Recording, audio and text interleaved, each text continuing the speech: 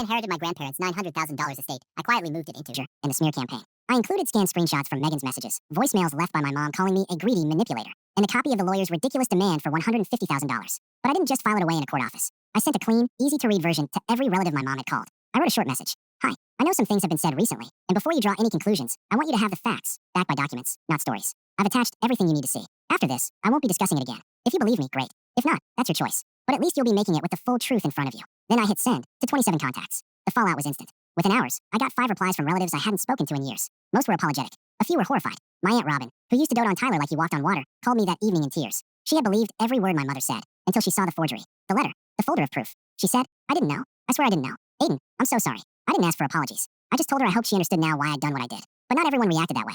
3 relatives, all on my mom's side, doubled down, claimed I had manipulated the narrative. One even accused me of making up the documents. I knew I couldn't win them all, but for every one of those, I had 5 more people reach out and say, thank you for telling the truth.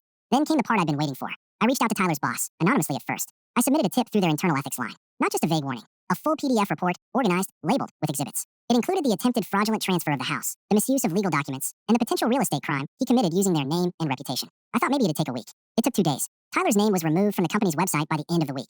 According to a contact of mine in the local real estate association, someone I knew from college who now worked in compliance, the firm had launched an internal audit the moment they saw the complaint. They found other inconsistencies in Tyler's client files, too. He wasn't just fired. He was reported to the state board. His license was frozen pending investigation. He tried to call me the day it happened. 11 missed calls. I didn't answer a single one. That weekend, I saw a new post on his Instagram. A black screen with the words, some people will destroy your life and pretend they're the victim. He didn't name me, but he didn't have to. Everyone who mattered already knew the truth. But it wasn't over yet. Because 2 days later, I got a formal notice from the county. A warrant was being issued. The forged title application had triggered legal consequences. Tyler was being charged with attempted property fraud and submitting falsified documents to a government agency. I stared at the notice for a long time, numb. This wasn't the ending I ever wanted. I didn't want to destroy him. I didn't want any of this. But he'd forced it. And now, there were consequences. He was arraigned quietly. No headlines, no big scene. Just a court date, a lawyer he couldn't afford, and a future full of legal headaches. He wouldn't go to prison, probably just probation, fines, maybe community service. But the record would follow him. Jobs would be harder to find. Trust, harder to rebuild. And the next time he tried to rebrand himself as a savvy real estate guy, this would be the skeleton in the closet. As for my mother, she went silent after the evidence went public. Completely silent. She didn't reach out, didn't apologize,